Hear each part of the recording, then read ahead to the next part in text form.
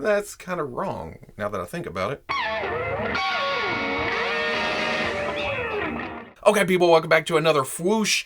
Oh, it's play day. We buy a lot of 1/12 scale action figures, and with the sheer flood of everything we get from our favorite companies, there's also things that we expect them not to make, or when they do make them, maybe it falls a little bit short. And that's where customizing and third-party kits and things like that come into play. You can take your beloved plastic and make it even better. There's a lot of amazing people out there doing fantastic work. So these are just a few of the things I've picked up or was sent over the past month or so. And on top of that, I finally got off my ass and started doing some customizing of my own. I've done a few tweaks and repaints over the past few years, but I haven't been full on stealing parts and things and arms and, oh, will that head work over here? Or can I take the legs and show them in here? It's been a long time since I've done that, and I've been having a ball. And that's just inspiration from all the artists out there. Seriously, get on Facebook, look up custom groups, see what's going on. eBay or any of the websites that have galleries, or even Etsy. I've got some Etsy stuff this week. With 3D sculpting, 3D printing, the sky's the limit. You can find anything you want out there. But as we're going on, if it's something that I got from somebody else, the link to their Instagram or their sell page, their eBay, whatever, will be in the description. To start things off, here is a figure using a body that's not really easy to get at the moment. In fact, it's a complete pain in the ass. But my good buddy Dis Thunder out in Salt Lake City was able to find one for him, and what he does is make customs that are Mezco-ish. So from his Cobra Viper, he took the head, the neck, the hands, the overlays, and the vest. But if you remember back to my Viper review, I had 2 left legs, or at least 2 left upper boots. So he had this body just laying, he sent it to me, I can swap that out, fix my Cobra Viper, and then just throw some parts on here for a background character. This extra head came with an older Marvel Legends Nick Fury, and because the neck was missing, I had to change that out with a Star Wars Black Series Sith Trooper. Had to do some dremeling to fit the ball joint and then deepen the socket on the head. And then for the hands, you recognize those. Those are the extra trigger finger hands from the Marvel Legends movie Deadpool. Those are just kind of placeholders for now. They're small, the wrists don't quite match up, and I don't know, I don't like them. So what I'll eventually do is find some better hands and then paint the red padding on the legs black. While this works as kind of a Cobra Trooper, I also like this as a random shield agent or something. It obviously fits in the G.I. Joe display, but it's not a bad size next to Marvel Legends either. Yeah, see how there's too much cut in at the wrist? I need a bigger hand. Locked and loaded, sir. Another custom I threw together recently, the X-Men Reavers Reese head came with the Marvel Legends Skullbuster.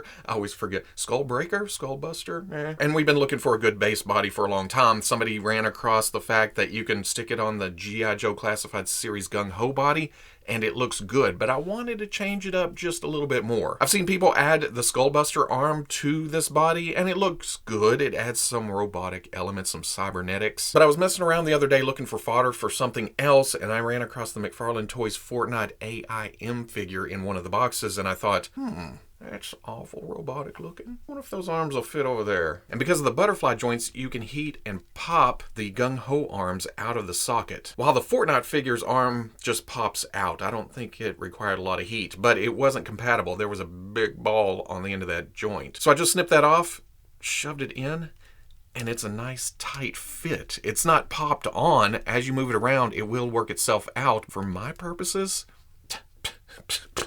Gung-Ho's shoulder pad won't allow for the Fortnite figure's shoulder pad to stay on, but I like the asymmetry here. The peg is sticking out still, but I don't even care. And then after that, it was a simple matter of just sanding the tattoo off Gung-Ho's chest. But the AIM torso and the Gung-Ho arms are not going to go to waste. Here's a little work in progress. Hopefully I'll finish that sometime within the next few years, within my lifetime. Hopefully. One of my favorite Star Wars comic book arcs has always been Outlander. There was just something that grabbed me about that story. Maybe it's Ki-Adi Mundi running around trying to not be embarrassed about his head, kids making fun of him and stuff, and then fighting his way through the deserts. Or maybe it's just the striking visual of a Tusken Raider Jedi. And that's what this is, a Star Wars Black Series Tusken Raider. I cut the bottom of the robes off, made it kind of jagged. I went back and reread Outlander recently, and the first few issues of that arc, he's got a longer robe, and it's more of a gray. But then it shortens up, and it becomes more blue, which is less realistic for a dude running around in the desert for 18 years, but I like the color contrast. All I did was paint this blue and then do a dry brush of lighter blue on top. And I've forgotten how fun dry brushing is, just throwing it on there, just being as messy as you want. And yeah, I even painted the back. It's crazy. I'm a whole new man. Then the lightsaber is from Darth Revan, I think. I could have changed the pouches out or painted the bandoliers darker to be slightly more accurate, but this works for me completely. I now have Sharad Hett on the shelf, and that makes me happy. Here's a black cloak I got from QWSS 2003 on eBay. I was just looking for something to spruce up one of the mini Jedi Luke Skywalker figures we have now. Try to give it more of a Mandalorian feel. I like how the hood lays here. It looks huge like it was on the show, but then the cape itself doesn't drape down onto the floor. So it's a little bit short and a little bit flat. Maybe I can wet it down, try to get some wrinkles into it or something. Because that's what I did for the hood. It was sticking up, it was sticking out, so I wet it down and tried to form it, let it dry, and yeah, for the most part, it may stick up just a little bit. Needs a bit more, but much better. Here's some random goodies that I found in my, well, I say found in my P.O. box. They sent it. It was a surprise. I opened the P.O. box. There it was. So I technically found it, but yeah. This is SuperActionStuff. You can find it at SuperActionStuff.com or Amazon. We have the Firepower set, the Bag of Violence, then the foodie stuff. What do we have here? Hot dog, big old pizza box. I'll be taking that, thank you very much. Pizza slice and bottle of alcohol. Ice cream cone, and there's paints. There's yellow and a lighter yellow and brown. The donut even has chocolate on top and some purple swirl. Another bottle and a turkey leg. Oh, with a bite out of it. There's a taco chimichanga with a lot of detail on top. And that would be mine. An apple with a bite out of it too. Burrito of some kind with the wrapper down around it. Even some silver, some green, some red. Pop schniz. Another bottle of some kind. Good looking banana. There's a bite out of the top. I like how the peel lays down. And then while it's not food, there's a cell phone too, and it has more paint than I've seen from a lot of the big companies. Hello. Then let's open this bag of violence. It's not opening. Ah, there we go. Oh, and they're plasticky. They're very solid. The blasts and the bigger blasts, the splatter, spray and spray. And more spray. A nice looking aluminum baseball bat. So I kissed him upside his cranium. A spiked wooden bat, again with the paint apps. Same thing for the axe. There's silver, there's red, there's even some wood grain. And there's a wash to bring out that detail. Some punching effects or kicking effects. And then of course, crowbar. And then for the firepower, we have two of those punching, kicking, swiping effects again, but in red. Oh, it's a ball joint in there. You can put it on the ground and I guess have some ground effects shooting in from anywhere. Same thing for the big one. Some small muzzle effects, some larger ones. These remind me of Christmas lights. You know what I'm talking about. Electricity of some kind. Some white over the translucent orange. Bullet at the end. Two of them. One small, one big. But I think my favorite may be this rocket. It's crazy cartoony. This can be a beef boss missile. Oh, and it comes off. They even put little blaster details underneath. So if you just want a rocket sitting, and then it works into the... A hell of a lot of effects and stuff. Here's another cool little P.O. box get from KingArthurCustoms on Instagram. You see the resemblance? It's me as a rebel pilot. The chin strap has to hang because of the beard underneath, but check out the Fwoosh logo on the helmet. Now I feel like I need to get one of those Black Series prop helmets and do a paint job on it. Taking the helmet off, it looks like he's appropriately bald. The beard's turning gray in the front.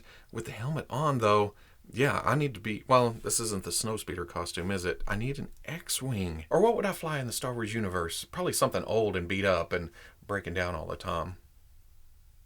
He dirtied up the body too, and there's some weathering on the boots and gloves. So I don't know where I've been. Have I been stranded somewhere for a little while? But you know what display this is going on? It's going with the Fwoosh blue droids and just hanging out. Ship would be awesome in the blue with the skull and stuff. Yeah. From Photonic Figures, 2797 Studios, and Nova Empire on Instagram, I got Boba Fett's throne, or Bib Fortuna's throne, whatever you want to call it. And this is the way it came out of the box. I haven't had a chance yet to put some TLC on it. It does say may require minor sanding and priming before painting. And me being so out of the customizing game, I had to order some primer on Amazon, and it hasn't come in yet. You can see print lines, but it's very small. It's mostly up here, and that's easy enough to just psh, psh, psh, psh. But after I do that, throw some paint on it, see what I can do here, I may need another Jabba's throne for it to sit on. It never ends, does it? Just all the sharp detail, how straight the lines are, the Rancor heads, and even the lines you can see, it feels like part of the design itself. Super nice sculpt, super nice print. I can't wait to get started on it. Then there's this nightmare-inducing bastard. This is from my buddy Dave Wheeler up north. He does comics, he does toys. There's a Twitch channel. You can see him customizing every Tuesday night. I sat in on that channel a couple of weeks ago, or a month ago, somewhere in there, and he did the custom kit of Alf, where you take a Tebow body, it's got some slippers for the feet, different head, and it looks awesome, but he had the extra head left over. And this is what he sent me. It's just awesome. I don't know what these tubes do. Does it keep the head alive? Or is it like Die Hard and they mix together and it's a bomb and he drives it off into the Imperials and got a cybernetic eye type thing going on, a yub gun, some wear and tear on the blue, and then of course, gotta fwoosh it up a bit. Just a crazy little thing that I never would have guessed. I never would have put together myself, but now that it's shown up, and it is Star Warsy, it's going on the shelf, right? I mean, it's got to go in the display somewhere. Indoor. The next piece is a dial from WouldYouKindlyStudios. I featured him on the channel before, and I'm starting it like this because I love how, when I open this, it's so unassuming. You're just like, oh, some foam. Cool. But once you start pulling it out, oh. The first display dial he hit me up with was made for a DTOF, but when he found out I didn't have a DTOF, which doesn't stop me from using this for pictures or a display somewhere else, but he hit me up, asked me if I had any dimensions for some shelving I do have, and that's where this came along. It's a longer piece.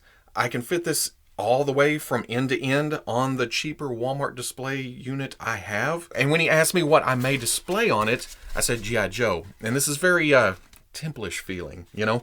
And I like how flat it is because I can fit, well, there's not a lot of G.I. Joes at the moment, but once that collection grows and grows, maybe I can double stack them on each shelf, move down, and then it's a very nice display piece for one collection. And look at that. He made it fit to where it's almost seamless. I'll eventually have an impressive display. Again, that's up to Hasbro, but we shall see. Also, if you go to WouldYouKindlyStudios.com and use the promo code RoboDon'tKnow, you'll get 15% off. So yeah, go get you a dial piece. Go get you a shelf enhancer. That's the technical term, a shelf enhancer. Because he's got all kinds of different sizes, different lengths, different widths, different heights. You get background stuff, and it always amazes me. Again, looking at this, I couldn't look at a piece of foam and go, you know what? That could be some shelving, some steps. Let's turn it into something very natural and very... that's awesome. At this point, most of us are familiar with the McFarlane Toys Mortal Kombat 11 Spawn figure. This is the head that came with that, and when SoulReaverCustoms hit me up and asked, would you like something to spruce your Spawn figure up a bit? You know what I always say. I say it every time. Sure. He sent along this unmasked Spawn head. I'm not familiar with Mortal Kombat 11, so I don't know if he has an unmasked look there, but for me, just as you know, an older school Spawn reader, this really sets it off. The paintwork to the teeth and then the slight green fire to the eyes. But not only that, do they call it football head or something? The one with the big stitching up the middle. And even that has like a darker green ectoplasm kind of leaking through. But how did he get that damage?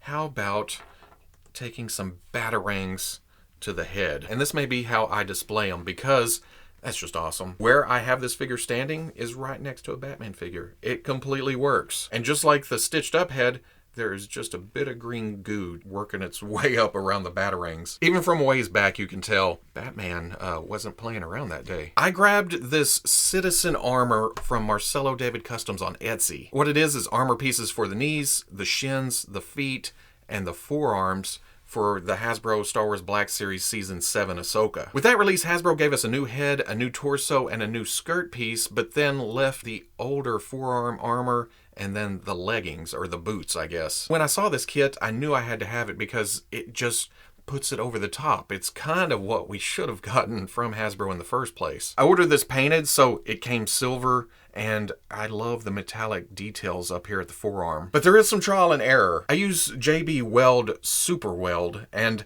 I found this to be stronger than most super glues, but it is really super strong when it comes to softer materials. And that's what these armor pieces were made of. Very, very flexible, which meant as soon as I touched the figure, it was like glued, done, it's there forever. I feel like I did really good on the left side, covering up the armor that was already there or lining it up all the way down the leg. But for some reason, I just screwballed the hell out of the right. The knee pad doesn't seem to line up. I think I got it crooked this way, and then I definitely missed the foot. See it?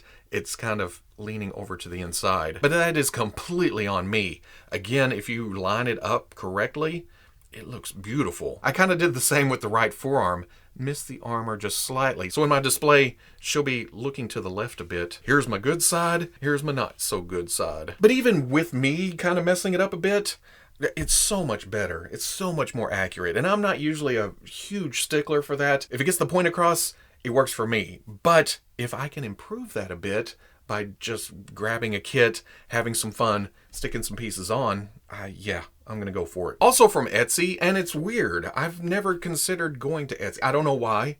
I just never looked, but there's a lot of cool stuff there. It's a whole new world. I'm gonna have to look some more. But from Mark II Designs, I got some G.I. Joe Classified Series upgrades, or downgrades, depending on whether you like realism or not. For me, this laser rifle is very G.I. Joe-ish because it just reminds me of my childhood. And it's the same thing for this jetpack. Just a very nice, crisp sculpt, and there's a little bit of wash, bring out the details, some silver up here and down here, sets off the whole thing. And what I didn't expect is it being hollow, which when you first feel it, you're like, oh, this is really super light. That's not good. Then you realize, oh no, that's a good thing because boom. You're not adding extra weight to the figure. It's not going to drag it back. It's not going to fall over, shelf dive. You can't get better than that. If that was a big hunk of resin or plastic, it'd be boop, boop. As is, nope. Duke stands tall. But I can't get an upgrade for Duke without getting an upgrade for Cobra Commander. And while his Etsy page does show a backpack design thing you can plug in, and then the hairdryer type gun mounts on top of it, I had to go for this, at least for now. And you know what this is? It's one 80s evil leader holding another 80s evil leader, or misunderstood leaders. The silver, the black, the shape, the size, the detail, it has everything but the Decepticon symbol on the side. And this just works so beautifully. Like a lot of other stuff I showed today, this is how my Cobra Commander is going to be displayed. Cobra! So at the end of the day, once again, a day playing is not a day wasted. So much good stuff out there, and so many talented people. Like I said at the first, if you're interested in anything, the links are in the description. Go give them a follow, check them out. Even if you're not looking to buy anything, just go get inspired. Go look. And most of all, go give them some love. If the site or the page has the ability to like something, let them know. As far as my own customizing goes, I think I've hit the point where I feel like I don't have to make it 100% accurate. I think that was part of my problem, 10 or so years ago, that I don't have the talent or I don't have the ability to sculpt all intricate detail and get it in there and make it just how it was in the movie or the comic book. But now that I'm older and having a lot more fun with the hobby, I can take a figure like Reese or a custom like Reese, and even though the arms aren't accurate to a bunch of his appearances in the Outback X-Men, I can say, you know what? There's cyborg parts. The overall general feel of this figure is Reese. I'm good. Or the Cobra Trooper or SHIELD agent or whatever. It's nothing I've ever seen, but I took some parts and pieces, put it together. It's something for the shelf. That makes me happy. And in the long run, that's all that matters. If you're doing this and it makes you happy, do it. Don't let anybody else tell you anything different. And if Hasbro happens to come along and makes a comic accurate Reese, because of the Reavers, if you go back and read those stories, there were all kinds of other nameless Reavers in the background. So this works as a background character. It's not time wasted. In fact, even if I were to replace it completely, it's still not time wasted because I enjoyed myself. And that just stacks on top of that. Again, you enjoy it, it makes you happy, ain't hurting nobody, just do it. If you enjoyed this playday, comment, like, subscribe. Much love to the plus. If you're interested in seeing videos early or just in a position to help out the channel, patreon.com. But wherever you may be watching this, I'll always catch you on the Fwoosh. And I really hope that we all have substantial G.I. Joe displays someday. I know all the problems and all the gripes and the frustrations, but even if I have to make them myself, I will have more Joes on the shelf. Somehow, some way. Customizing, ordering kits, getting head sculpts, I will have some G.I. Joes.